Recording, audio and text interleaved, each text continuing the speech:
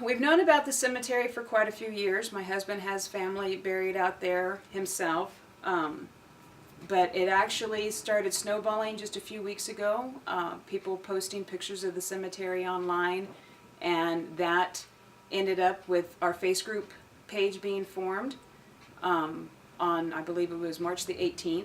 And since then, we are up to over 300 members. Just community people here in Fabens and actually throughout the world interested in helping us to restore and preserve the cemetery.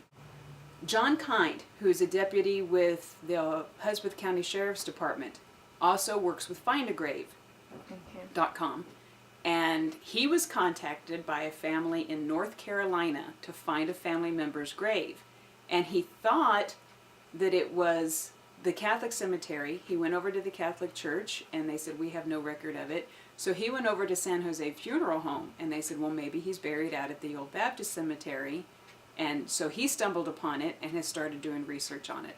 Right now we've identified through burial records, death certificates, we have the Richardson family, whose headstone has probably received the most attention. Mrs. Richardson was the one that was buried in 1982, and her husband Frank was buried in 1975. We have just many that we've finally got some substantial information on.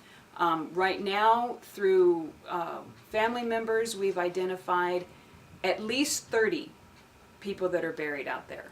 We're hoping in the future to actually erect a memorial within the cemetery that will list everyone that we know is buried there and give tribute to the graves and the families of that have been lost.